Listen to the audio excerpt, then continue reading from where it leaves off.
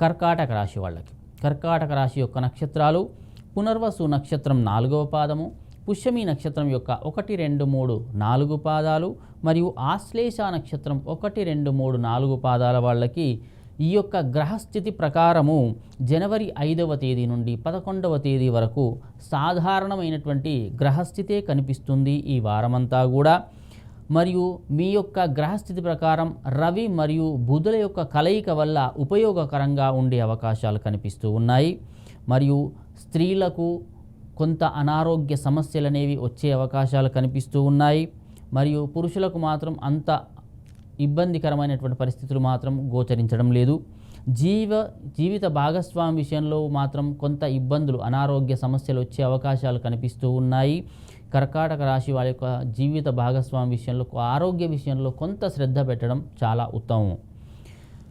మానసికమైనటువంటి కొంత ఒత్తిడి ఉంటుంది. ఎందుకంటే ఇంట్లో కుటుంబ సభ్యుల ఆరోగ్యం బాగలేకపోవడం వల్ల మానసికంగా కొంత ఒత్తిడి అనేది పెరిగే అవకాశాలు కనిపిస్తూ ఉన్నాయి. దానికి అది కాకుండా న్యాయపరమైనటువంటి వివాదాలు కానీ లేదా కోర్టు వివాదాలు కానీ కొంత చికాకు పెట్టే సమస్యలు అనేవి ఉత్పన్నమవుతాయి ఈ వారంలో. నిందారోపణలు చేస్తారు, అపవాదులు వచ్చే అవకాశం ఉంది. మీరు చెయ్యని పనులు కూడా మీరు చేశారు అనేటువంటి ఒక నింద అనేది మీ మీద పడే అవకాశాలు కనిపిస్తూ ఉన్నాయి. ఆరోగ్య విషయంలో అంత సానుకూలమైనటువంటి పరిస్థితే గోచరిస్తూ ఉన్నది.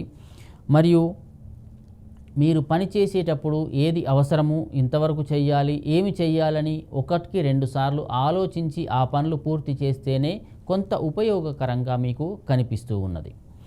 మరియు మాట్లాడేటప్పుడు మాత్రం అందరితో మంచిగా మాట్లాడి, కోపతాపాలకు పోవద్దు, పట్టుదలకు పోకుండా మంచిగా మాట్లాడితే వాళ్ళంతా శత్రువులు కూడా మిత్రులుగా మారే అవకాశాలు ఈ వారంలో కర్కాటక రాశి వాళ్లకు గోచరిస్తూ ఉన్నాయి. మరియు ఏ సమస్య వచ్చినా సరే బయటపడకుండా మనసులో దాచుకొని ఆ యొక్క సమస్యలకు ఎలాంటి ఉపాయాలు ఉంటాయో అవి ఆలోచించి చేయడం అనేది ఉత్తమమైనటువంటి విషయము.